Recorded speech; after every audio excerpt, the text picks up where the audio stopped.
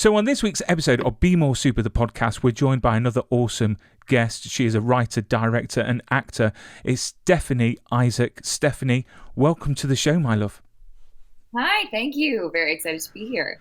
And I'm really excited to have you on because we're going to talk about your new Netflix show coming out literally in a matter of weeks.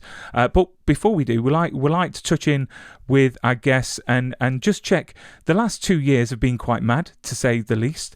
A lot of challenges, especially with people in your industry as well as others as well. How have you kept positive and moving forwards over the last 2 years? Oh, gosh. Yeah. Good question. I've kept very busy. I was someone who did enjoy the downtime of the pandemic. I really liked having the free time. I think a lot of people in our industry sort of enjoyed the slowdown.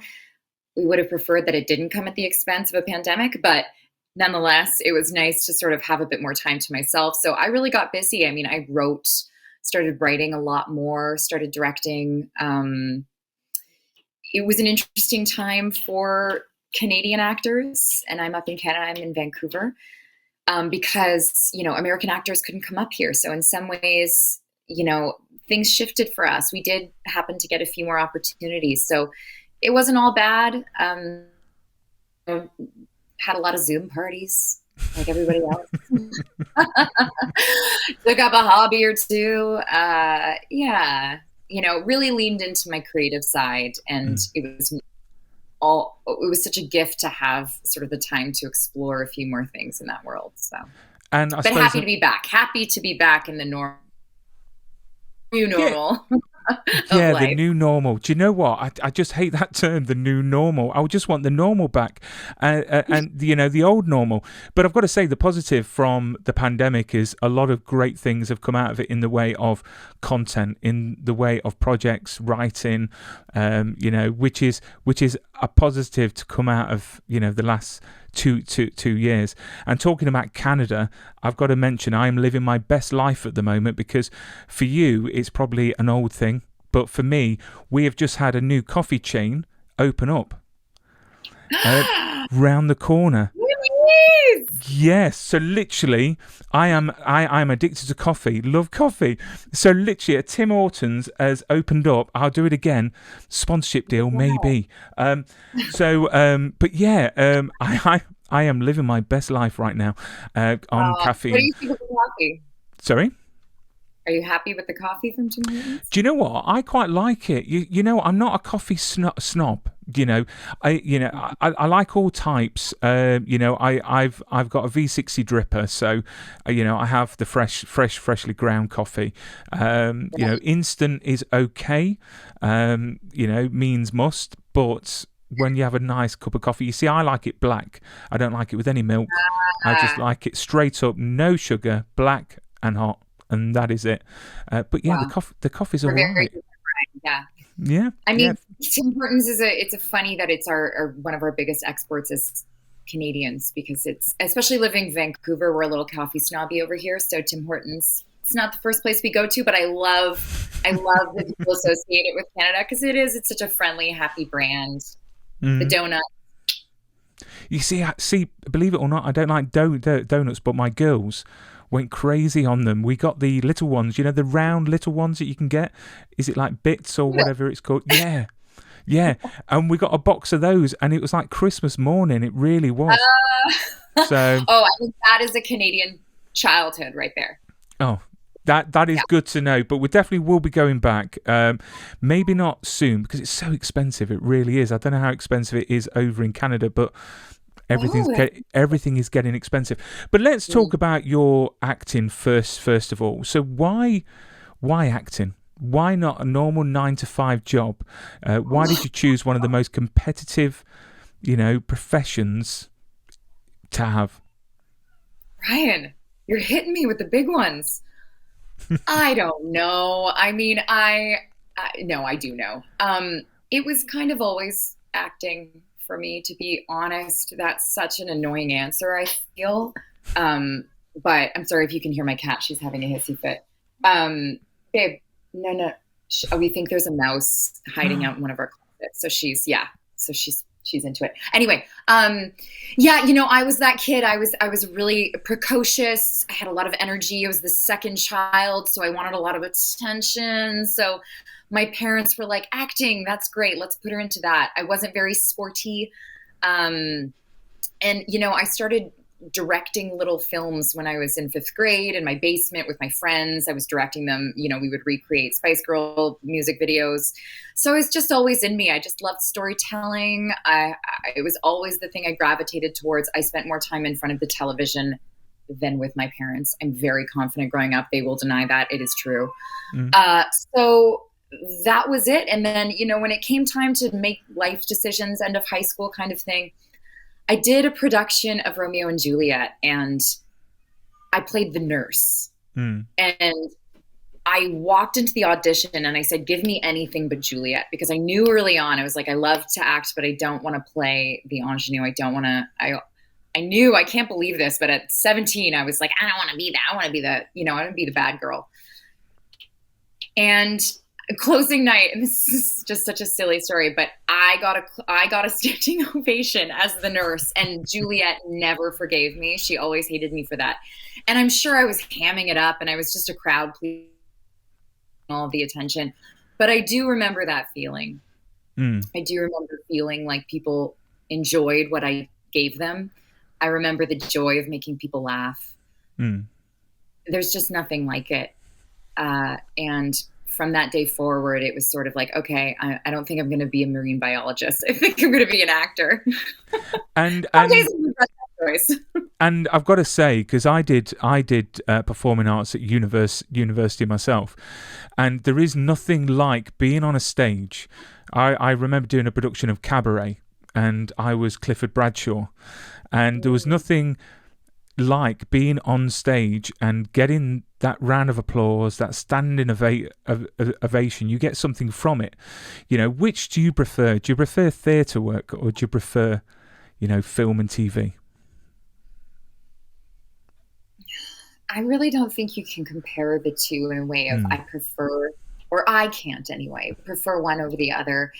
They're so different. It's the same. I like to use this comparison. It's the same as eating candy versus eating a really good, nourishing meal. You like both. You want both in your life. For me, film and TV feels a little bit more like the candy. It's this quick hit that I just love. It's fun. It's exciting. And theater is this other thing. Theater is deeply nourishing. Theater is slow. The rehearsal process, the preparation is most of the time quite different than film and theater. It's slow. You get to steep in it. The time of performance is hours at a time. It's just a totally different thing. So I love both for very different reasons. And when you started out and you decided to take this path, did you have a plan in place of what you wanted to achieve, and did it change over the years? I think everyone goes into acting just wanting to be the best that they can. I mean, some people are more competitive than I am. I do think, some people have big lofty goals, and I think everybody, at first you're like, oh, I'm going to win an Oscar. But I think quickly, for me anyway, it became clear that there is no sort of end goal with being an actor. You just want to keep working.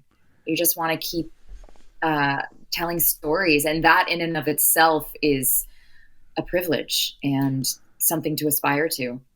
So it has definitely shifted for me. I no longer just aspire for like the very top or anything like that. I love telling stories in different ways now. I'm a writer and a director, and I think my scope has broadened in terms of what I want to do for myself. I mean, obviously, being an actor, it's not an easy job.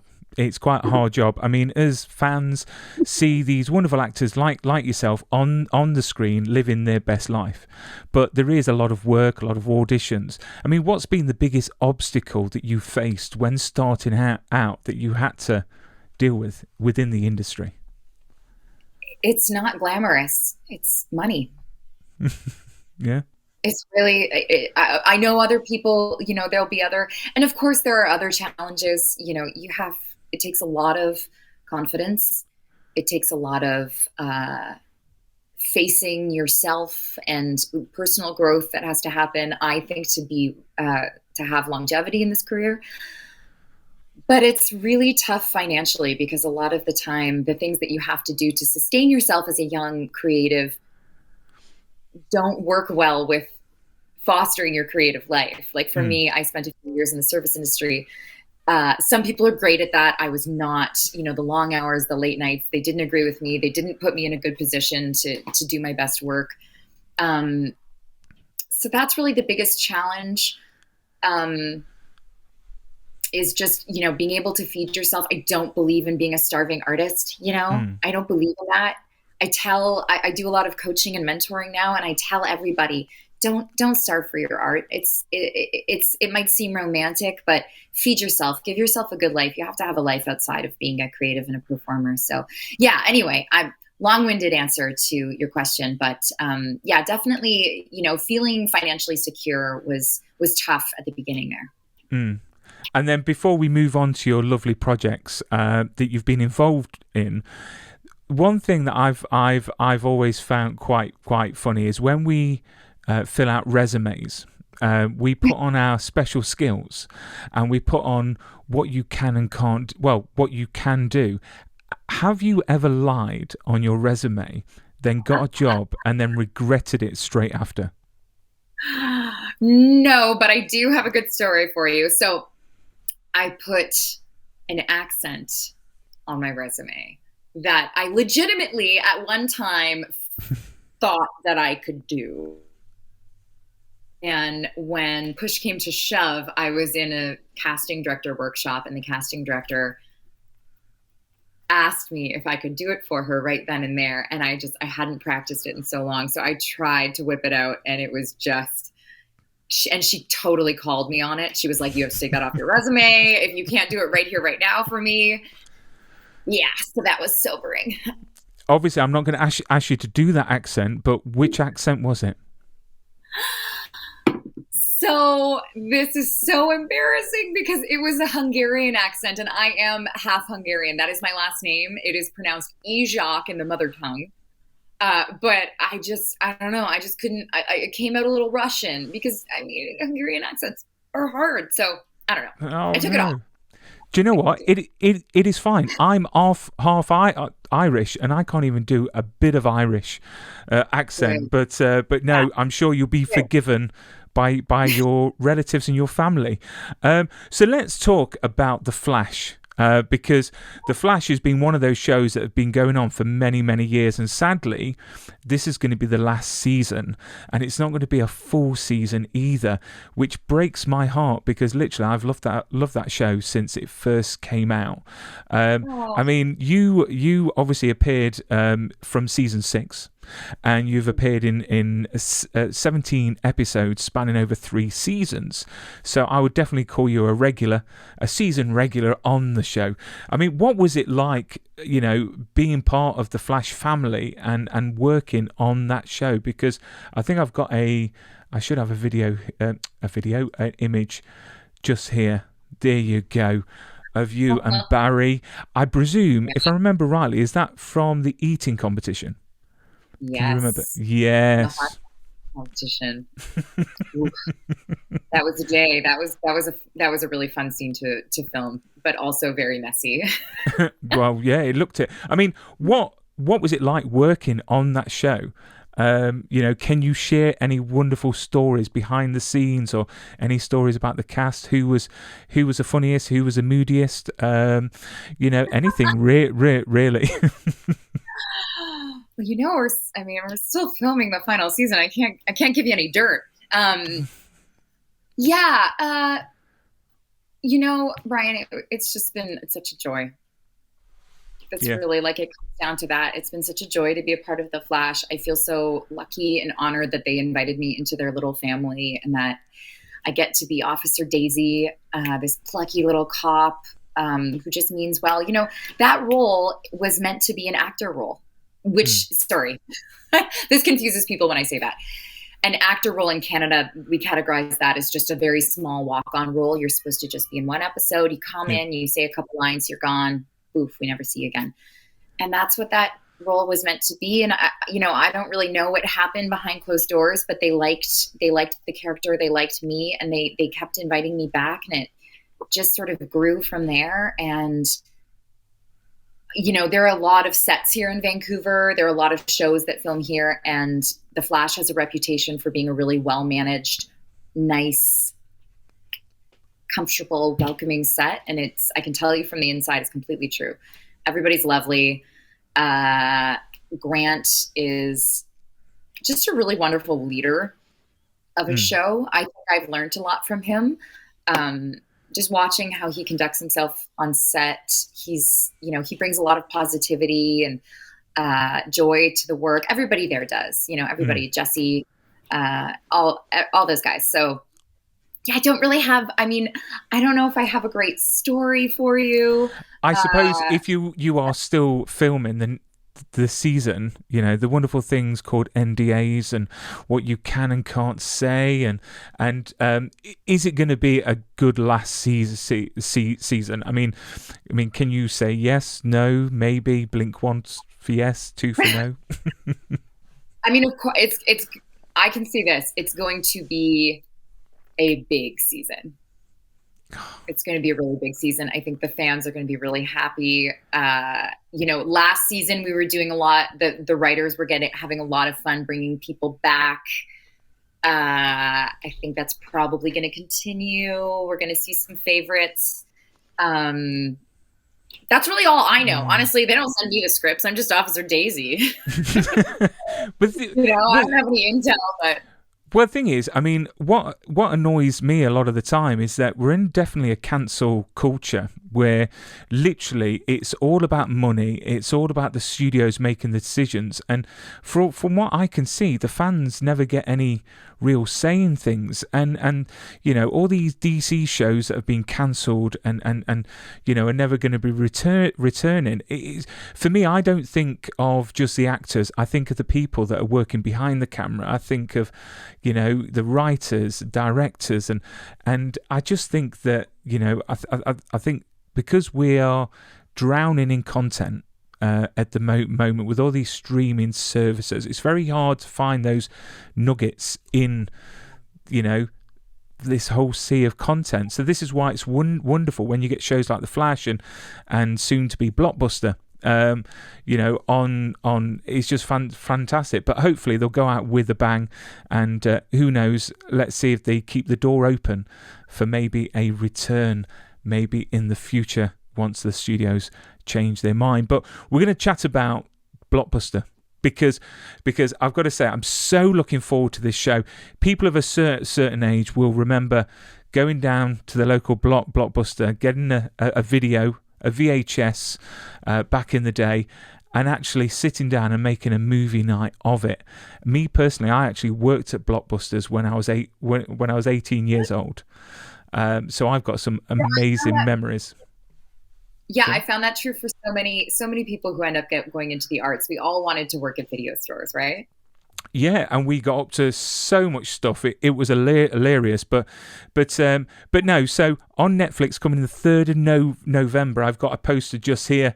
Let me just get it up. There we go. Look at that poster. It's awesome. If you could tell us a bit about the show. This is the 3rd of November. It comes out Netflix. Cannot wait. If you could tell us a bit about the show and who you play. Yeah. So Blockbuster, yes, November 3rd. The show is about the very last Blockbuster in America. Randall Park plays Timmy, who is, I believe the write-up that they're putting out says he's an analog guy in a streaming world. It's very accurate. The show, it's a workplace comedy. And it really reflects the experience of the little guy in America and across the world today, being a small business owner, trying to compete with the big box stores and streaming services, and, that sense of community and family that comes with, operating a business in the same community that you live in. So that's sort of the heart side of the show. And it's just so crazy funny. I mean, we got Vanessa Ramos, Jackie Clark, David Casp, all of the creative team, the writers behind it from, Brooklyn Nine-Nine and Superstore, and Melissa Fumero, and of course Randall Park. The entire ensemble is just incredibly funny. So yeah, I think it's just going to take that nostalgia spot for everybody and just hit it hard. I know it did for me, walking on set to the actual Blockbuster locations that they built for the show. And who do I play? I play Lena. My mother owns a bait and tackle store just down in the same plaza as the Blockbuster video called Hot Piece of Bass. And I become, they're sort of like the family unit that works at Blockbuster, and they've got sort of their inner, conflicts and joys and things like that. And I'm a little bit of an outsider who comes in and kind of stirs things up a little bit. I mean, from the trailer, it looks amazing. And from the trailer, I think they've done an awesome job in making the store look exactly like a replica of, an actual Blockbusters. I mean, was that all built on a studio, or was that in a shop somewhere? Well, it wouldn't be in a shop, would it? There's only one left. So it would have been built in a studio. What am I saying? Yeah, so there were actually two locations for the Blockbuster. There was the interior, which was built on a soundstage here in Vancouver. And then the exterior, which was in this old... Actually, no, sorry, not an old strip mall. I think they completely constructed the strip mall down in, I want to say, Langley, which is a suburb of Vancouver, but basically in the greater Vancouver area. So, yeah, it felt like a time warp walking onto the set. And it was so interesting because they, they wanted to obviously have movies everywhere and posters and things, but because of copyright, you can't have the actual movies there. So it was it was funny because they would have the cassettes with the names of movies, but then they would have sort of like secondary art that kind of looked like the actual covers of all of these movies. So it was really trippy. It did feel like an alternate universe. I mean, it's fitting for this to come out because obviously the documentary, The Last Blockbuster. I don't know if you've seen it, but it's about the last. I've got a picture of the last Blockbuster. Here it is in Bend, in Oregon, and literally it's the last one on the planet, which is just fantastic to see. There's one left. Well, not fantastic to say it's gone, but it's fantastic that we've got one left, and it hasn't completely disappeared. I mean, have you got any lasting memories of going to Blockbuster yourself? Oh, yeah. I mean, I was that kid in 13, 14, and I would go to Blockbuster every Friday night, rent a couple movies, watch one Friday, watch one Saturday. Yeah, I mean, what was so great about it was that it was at the local strip mall right by my house. So you'd go and you'd see, hey, there's so-and-so, and there's that guy I have a crush on. And, you'd see everybody, and we just don't do that anymore. Some people don't even know their neighbors nowadays. And my community just had it was not a Blockbuster, it was an independent video store, and it just shut down a few weeks ago, which was a little heartbreaking. But I want to commend Bend, Oregon, because that is why that Blockbuster is still open, because that community is still patronizing. So yes, good excellent. For you, it's fantastic. Yeah, it's a family-owned business, and they're doing great. But my memories of working at Blockbuster was I can remember hiding. We used to have these quick drop bins where you could you can post your video rentals after you finish with them, and we used to get bored and we used to hide in one of them, and then when someone put the video through, we would snatch it off them just to see the reaction. But that is the sort of silliness. I was 18 at the time, so the silliness that you do when you're there. But no, looking forward to 2nd of November. It looks absolutely stunning from the trailer, funny and I just cannot wait. And I just wanted to touch on a short film that you've directed and wrote, which is Consumer, which I think is awesome. I've seen it and it's so powerful. so gritty, and it's got Eden in it, who's been on the show as well. She's absolutely amazing. Yeah, because she was in Family Law, so I had on the show for that. So this is already, receiving, amazing reviews from the festival circuit. I mean, can you tell us a bit about it, for the viewers and listeners, and then when can viewers and listeners potentially watch it themselves? Because I know it's doing the festival circuit now, and I was very lucky to view it the other day. But yeah, if you could tell us a bit about it. Yeah, a consumer short film about a young girl, Rain, who is caught in the age of social media and diet culture online, as so many of our young people are nowadays. And she is on a quest to be perfect, and she thinks she's found a solution, but it turns out to be a little bit more than she ends up biting off a little bit more than she can chew. There you go. I nailed it. Yeah, it's a film that's very close to my heart, as a young woman who grew up in the age of social media and the age of toxic wellness and, feeling the need growing up to be a certain way, to look a certain way, and being willing to do almost anything to achieve that. So it was a film that I felt touched on topics that aren't really talked about enough, in my opinion, in our culture, which is, to a certain extent understandable. There's a lot going on in our world right now.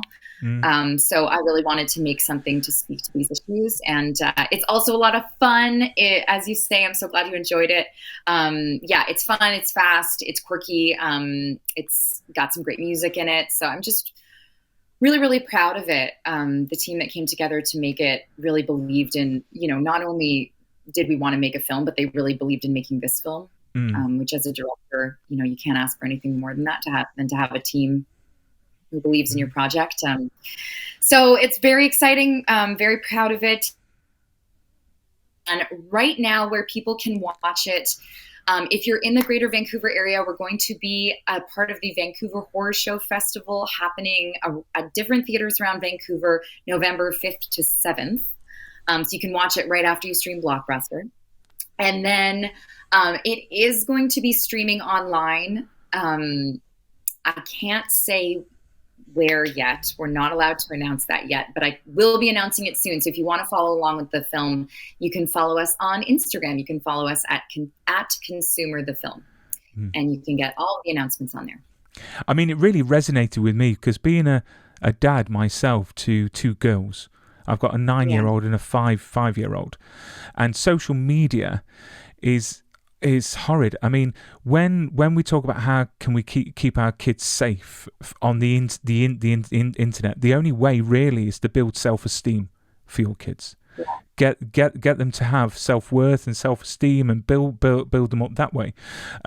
So watching this short film, literally, it is a horror movie, and it is great in other places, funny and it really is just a powerful short film that makes you think, what is social media doing?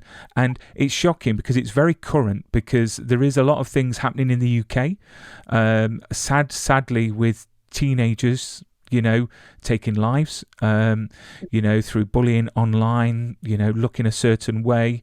And you didn't have that when I'm 43, so I didn't have that when I was a kid. You was who you were, and that was it. The bullies actually bullied you in person. Now it's all done online. They made an effort back then. Yeah, and nowadays kids can't just be kids. They're also brand managers. From a very young age, they feel that they have to start curating who they are and how they're perceived. And we don't really understand what the ramifications of that are yet. It's still too soon, but the early indications aren't good. No. One statistic that I read before making the film was that self-harm in young girls, has gone up 150% since the advent of smartphones. So that when I read that was really the impetus to make this film. So. But So people can. Yeah, the thing is, yeah, self-esteem. Let's you know, build that with our youngins. But fingers crossed, you know, these social media companies will do an effort into maybe policing what is out there and what they can see. But I've got to say, Eden is her performance in this is award worthy for sure. She's such a great actress. She really is. And you know, did you go through a lot of auditions, or did you find her and thought straight away she is the one? We did. We auditioned a lot of people. We auditioned a lot of incredible actors, and this was the biggest film I've directed so far, and going through the process of auditioning actors for all of the roles was really helpful to me as an actor, because I could have cast this film 5 different ways and it would have been great. There was no shortage of incredible talent, but Eden brought something to the table. She brought a fearlessness to the table. She brought a grittiness and a maturity that she was playing a role that was slightly younger than herself, but she brought that sort of mature ability to have a lot of insight on what the character was going through that I really needed, and again, just fearlessness, willing to try things that scared her a little bit. So once I started working with Eden, it became very clear she was our Rain. Yeah. And going forwards, are you going to maybe do a continuation of that story, or is that the end? Obviously, I'm not going to say what happens in it, but could there be a possibility, or is that's your short film and you're going on to the next one? A lot of people have asked me this. I think that there are some stories that can be lifted out of a short film and expand into a feature. I'm not sure that ours is one of them. I think that it lives so nicely in the packaging that it has right now. It would have to really morph and become something else to go into feature. It would, a lot of things would have to shift and change. Not saying, never say never. You're probably the 5th or 6th person to ask me this, so I might have to start listening to these questions. But I do have another short that I'm working on now that hopefully I'll be directing next year. Excellent. And a few more questions before we bid farewell. If you could choose one project that you've been involved with as your proudest moment to date, what project would that be? Oh, that's a tough question. I'm proud of all of them. I'm so proud of everything I do. I'm very grateful for all of the work that I get to do. I have to say I'm the most proud of Consumer because of, I co-wrote with my wonderful co-writer, Toby Marks. I directed the film. As an actor, it's amazing because you get hired to say these wonderful words or these hilarious words. But ultimately it's someone else's story that you're telling. And in that way, directing for me was a lot more personal. It was a lot more vulnerable. This film is a small piece of how I see the world and what I want to say about right now. So yeah, I'm incredibly, incredibly proud of that project. Awesome. And if you could act opposite one person, who would that be? I don't know. That is such a hard question. It could be anyone that you haven't acted with. It could be your dream screen partner. For me, I love the Kates. I love the Winslet and the Blanchett. So one of those gals would be incredible. Yeah, I feel like I'd learn so much, especially after seeing what was that amazing series that Kate Winslet did recently. It was really dark, really gritty. Oh. Do you remember? The Mayor of Easttown. Oh, I haven't seen that. Is that on Paramount Plus? I think it's on Paramount Plus, isn't it? I don't know, but you got to. No, I haven't seen it. No. It's Oh my finding the gosh. time. It is finding the time. Literally, there's again, there's so much content out there. So when you find, a really good series, you're committing yourself then to a set amount of time, Yeah. away. And but yeah, I've seen that. I think it is on Paramount Plus. But yeah, I'll give that a watch because I like a good gritty show, something that gets your mind thinking, and But the last question. I don't know if you've seen a film or the series Wet Hot American Summer, which is just an awesome series on Netflix. They made a film of it back in, I think, 2012. And there's a line from that movie, which I'm going to include in all my interviews because it's great. So if your life was a movie, what title would it be? So that's a line from that show. So if your life was a movie, what title would it be and why?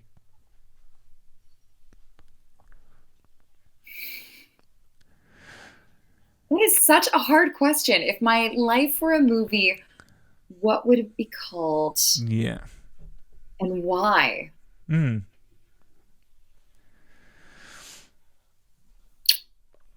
I think something along the lines of, boy, she tried hard,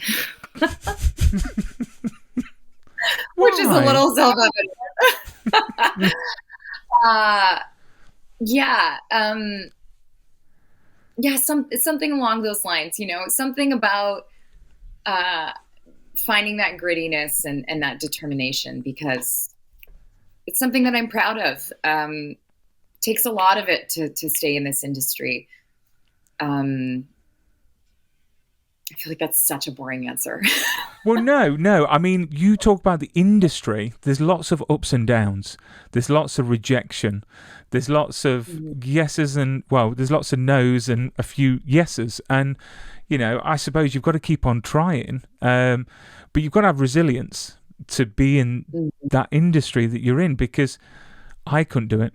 Literally, I can remember going for an audition and waiting in line, and before getting in to actually do the audition, the casting director came down and said no straight away before you even had time to perform your monologue, which I think is strange because, believe it or not, I went into acting because I've done a few films and TV shows, and I did it because I've got a stutter. And I had speech therapy for 7 years. And I actually went into acting because it was the only way that I didn't stutter. If I had words to read or a song to sing, I didn't stutter. And it was amazing. It was like a transformation. But no, it's very stereotypical, sort of like you've got to look a certain way, you've got to be a certain size, and I think it's sad, and I suppose the industry is still going through that with different,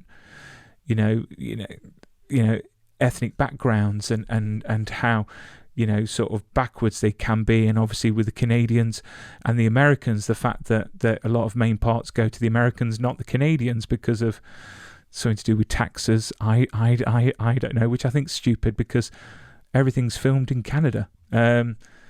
Which that What? Yeah.